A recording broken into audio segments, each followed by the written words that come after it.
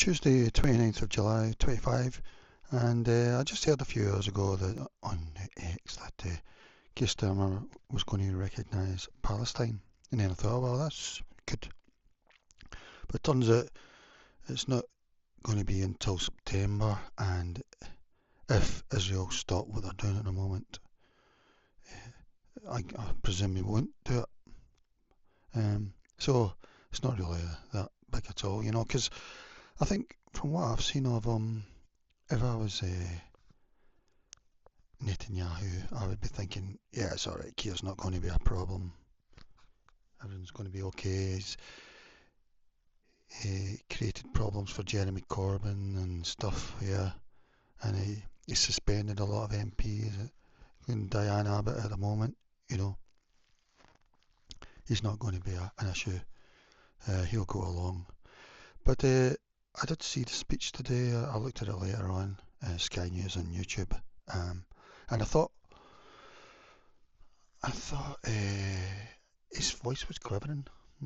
I thought, I mean, maybe he does it every time and it was just the mic was picking it up. But to me, he sounded a bit stressed. And I'm wondering if he's thinking of his own legacy on this because, I can't believe how we're going along with it, as Bob Geldof said the other day.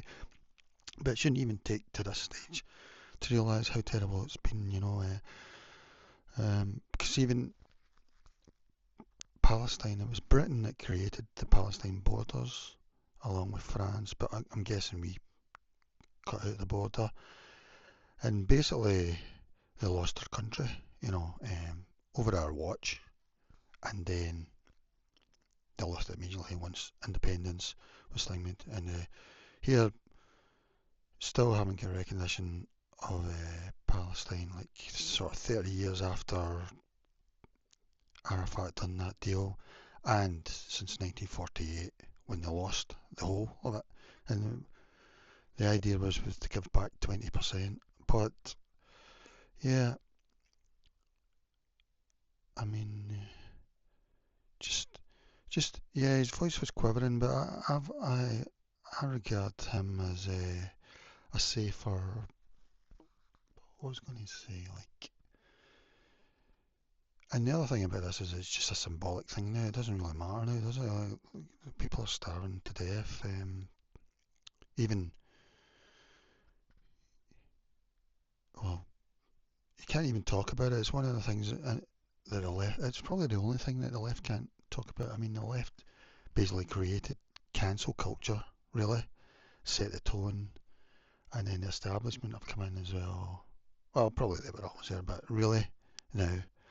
But the one thing that the left can't speak about is this. Um, it just and so it's one of those things, and it's just terrible. But it's been terrible the whole time since it started happening to them 100 years ago. Since Balfour and that, like Balfour announced that we were giving away the land, and there's a story behind that as well. I think Balfour before that was a prime minister, and at the time there was stuff going on in Russia, and Balfour is something you can't talk about. You just need to look up yourself, really. So it wasn't really, you could say a good, well, no, I can't be sure, but it doesn't seem it was a good reason that he done it, and on behalf of Britain or whatever. But yeah, so yeah, like Keir Starmer's voice was quivering today, and I'm wondering if he's thinking this is what I'm going to be remembered for, really, and I think he should be remembered for it actually. Uh, so he's saying a conditional recognition. So that's the main thing. It's conditional. It's not even going to happen yet. And I've been talking about this for 35 years or something, and it's not happened. So I think supporters will be able to probably stop it going ahead, even at this late time. The only ones I can think of is Bob Geldof or Owen Jones. The rest of Labour are really staying in line, really. So conditional recognition of a Palestinian state is conditional on Israel's action. So there you go. If they stop being so obviously appalling, really. The appalling situation in Gaza, ending the appalling situation in Gaza. It's taken to this stage where the last week where there's actually starvation right across the whole population, and they shoot people at the food things and stuff. This is what it's taken, not all the stuff that's happened before. So really, because there's no way you can hide from the embarrassment, really, I suppose. Agreeing to a ceasefire, committing to a long-term sustainable peace that revives the prospect of a two-state solution, but we've had this for 35 years. The Palestinians gave away 80% of their land. Nothing came of it. Allowing the UN to restart the supply of aid. Make clear there'll be no annexations in the West Bank. Well, it's too late for that, really. You're not getting that back. The recognition is set to occur by the UN General Assembly in September. So I think that's mid-September or something like that. So in a way, it's come at this time. This had come 35 years earlier. You'd say, yeah, you've done well, or not really, but it's come at this moment where, in a way, it doesn't really matter. You know, they're suffering so much. We're getting to an end point, and I don't know. Personally, it's just so terrible. It's so terrible. I've been following this for years. You know, I don't understand how the West have taken one narrative or whatever. It's just so obviously unfair. Starmer stated that now is the moment to act because the two-state solution is under pressure like never before. It doesn't even exist anymore, really. And the humanitarian crisis in Gaza is a catastrophic failure. It's possibly the worst human-caused thing since Rwanda or something. I don't know. And this has been the West that's done this, really. It just makes it even worse. And really, if you look to next, I don't know about now, after the online bill just passed Friday, but if you looked before then, you didn't need to look hard to see what terrible things are happening and it seems that journalists were especially targeted, including during this as well. So everything about it was absolutely terrible. And I don't know, in a way it still feels as if it's not going to be recognised even as time goes by, you know. In the West it's not going to harm people's careers or anything. It's just bizarre.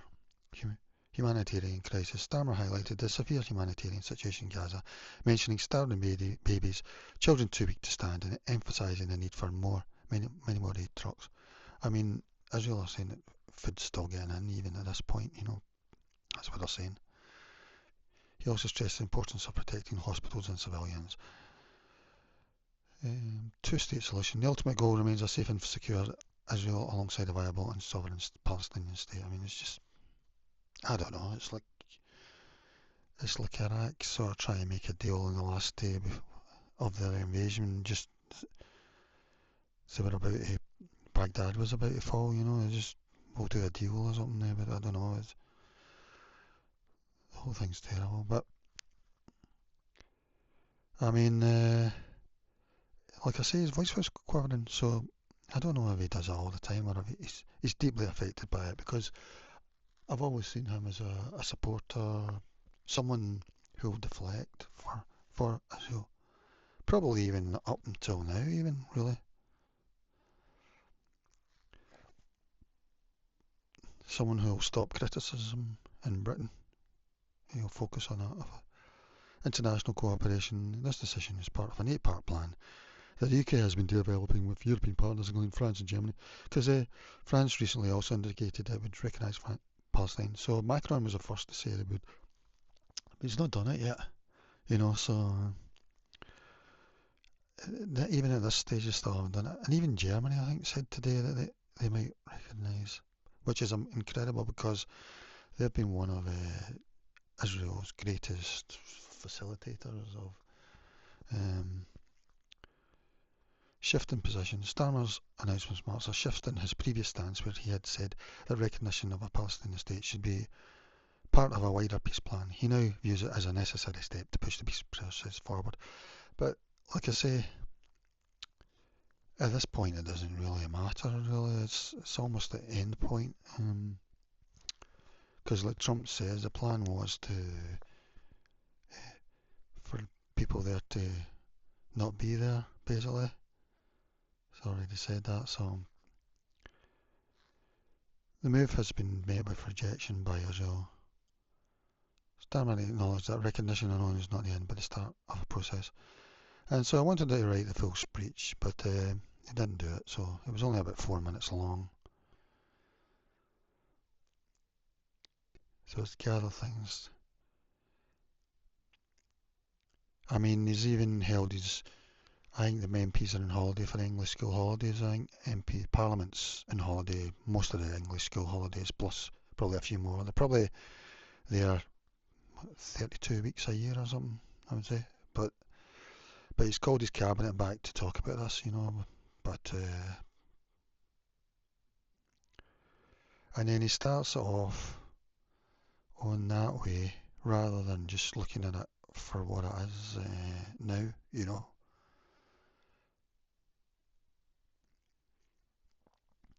But now in Gaza, because of a catastrophic failure of aid, we see images that will stay. Yeah, and he hasn't blamed Israel for that. It will stay with us for a lifetime, yeah. And personally, I think the Labour government's not done anything to really stop it, really.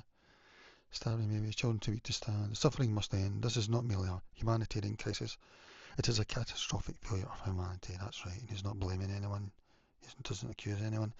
Yesterday I discussed this with President Trump, and we are mounting a major effort to get humanitarian supplies back into Gaza. By air, indeed, UK aid has been airdropped into Gaza today. Yeah, and we've seen what a disaster that is. I mean, in the past they've killed people, and today it was just looked terrible, really. We need to see at least 500 trucks entering Gaza every day. We need food, water, electricity, medicine and fuel. Hospitals must be protected and cannot become targets. The lives of innocent civilians must be preserved. But ultimately the only way to bring this humanitarian crisis to an end is through a long-term settlement. So we are supporting the US, Egyptian and Qatari efforts to secure a vital ceasefire. And remember, there was a ceasefire just when Trump came into office. I think it was just to make it nice for Trump the first few days, because I think nobody's been worse than Trump. I mean, all American presidents have been bad to the Palestinians, but nobody has been worse than Trump. Let's see. Has been spoken of as a distant aspiration, the idea of a two-state solution. One side's never wanted it, done everything to deflect it, and it's worked. Argos. But now that they feel that they've got an opportunity to, so it's not something we can talk about.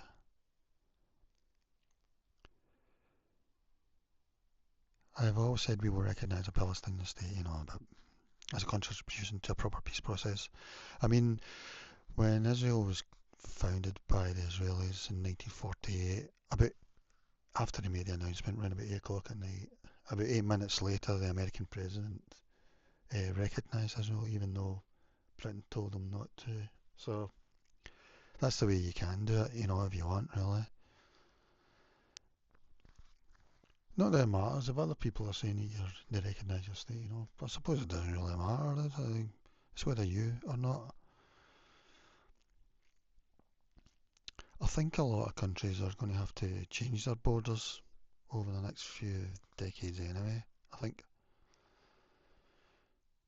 with that solution now under such grave threat, including say Britain, I think we'll need to make a little country probably. Just, I don't know, the way things are going, but with that solution now under such grave threat, this is a moment to act. So today, as part of this process towards peace, I can confirm the United Kingdom will recognise the State of Palestine by the United Nations General Assembly in September. And I think it's just doing this to sort of his own embarrassment, really, because why do it now? What? He's always said he would do it after the deal, and why are you doing it now? He's, I mean, really, he's trying to use it as a sort of stick against Israel, but I'm sure they don't really care about it. I mean, it's always been just a symbolic thing in a way, so they're not really cared.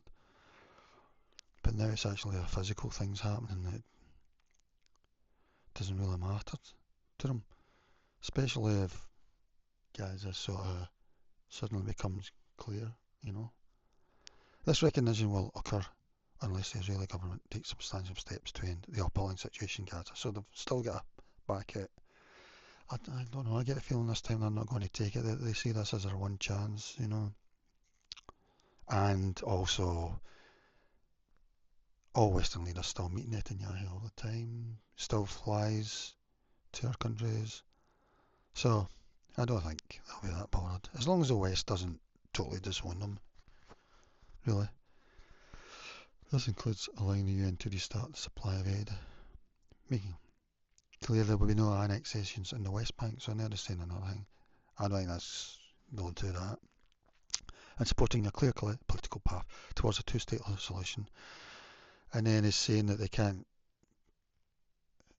you know, there was nothing to stop Israel the way, you know, it was created, but here we've got, they are not allowed, you know, it's just all this sort of stuff. You know, it's a bit like when Blair made his deal for Northern Ireland and that. He didn't leave anybody out, really, as far as I remember. Let me be clear, statehood is the inalienable right of the Palestinian people. The Balfour Declaration came with a solemn promise, that was 1916, 1917, or was it 1919? Came with a solemn promise that nothing shall be done which may prejudice the civil and religious rights of the Palestinian people as well. I mean, it's a real embarrassment because this is one area that we've done real harm, and a lot of people from there came to Britain, especially over the last few years. So I don't know how they feel about it, but it's one place that we really, I mean, I would say Ireland was another, but then we created places like America, Australia, New Zealand. How are they thought of today, you know? And we created the law and order in a lot of places, and infrastructure, social infrastructure. And colleagues, this has not been upheld since 1919, and it is a historical injustice which continues to unfold. I mean, it is ironic because Jeremy Corbyn said he was going to recognise Palestine. I don't think he even managed to get that far because there was so much backlash from the establishment and the Labour Party. The MPs who are there now, who were there then. We will make an assessment in September on how far the parties have made these states. So really we're going to have these pictures still coming in. I don't watch mainstream media, so I don't really know what they're seeing. I mean, I've seen it on X and things, it's just terrible. I don't think I've seen anything since Friday or the same since that online bill came through. I'm sure. This is not an act of hostility towards Israel, so he's still being nice to them. It is an act of hope for a future where both Israelis and Palestinians can live in peace and security. This is intended to further that cause. This decision is part of an 8-part plan that the UK has been developing with our European partners, including France and Germany. So even if Germany is involved, I mean, that tells you their Prime Minister, their Chancellor is really embarrassed by it. We will keep working because they've always been there to stop critics of Israel in their own countries, really. Even now, really.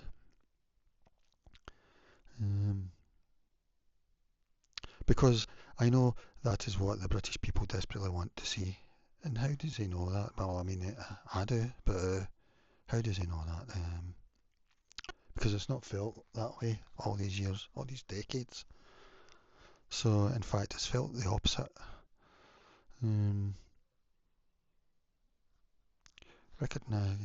Recognition alone is not the end, and it is the start of the process. It is a necessary step to reignite the prospect of a lasting peace. I don't know how I've went on so long on this now. It is now or never if we believe in Palestinians' right to recognition. We must fight, despite the horror of the present, for the fragile hope of the future. Thank you. So he didn't criticise Israel at all, really, by name or anything. What has Starmer's long-term position been on Israel-Palestine? Well, I've always thought of him as a supporter, a strong supporter of Israel. He's always been there to criticise. He said Jeremy Corbyn was a stain or whatever. Personally, I don't. Um, what's the worst word you could use?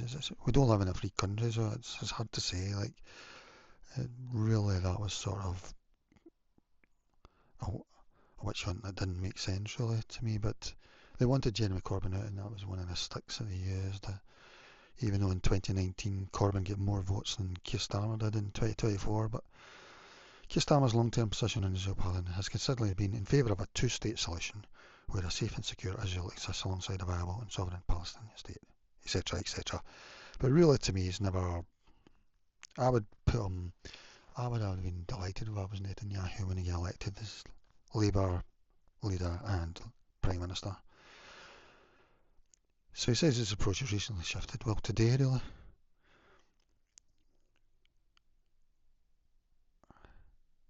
He had stated that he maintained that formal recognition of Palestine should come as a part of a negotiated peace deal, but now he had stated that the UK would recognise a Palestinian state at a moment of maximum impact for the two-state solution, or that's what he said about it, and as a contribution to a proper peace process. His recent announcement today marks a significant change. While still firmly committed to the two-state solution, he now views the recognition of a Palestinian state as a necessary step to push the peace process forward, rather than merely a consequence of it. He stated that with that solution now under threat, this is moment to act. The shift is driven by the appalling and intolerable humanitarian situation in Gaza and the catastrophic failure of aid, so he's not blaming anybody for that. So there we go. I just wanted to comment on that, because for Keir Starmer to do that, that's a big deal, even though it's probably useless now and meaningless considering what's happening to the people, there at the moment. What his legacy is, well, I'll have a view of him. I don't know if it's going to affect him over the years. I don't know. Is that why his voice was quivering? I don't know. I don't mean that in a bad way or anything.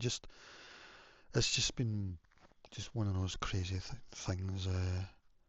Okay, that's all for now, because we don't live in a free state, so I can't say too much. Bye bye.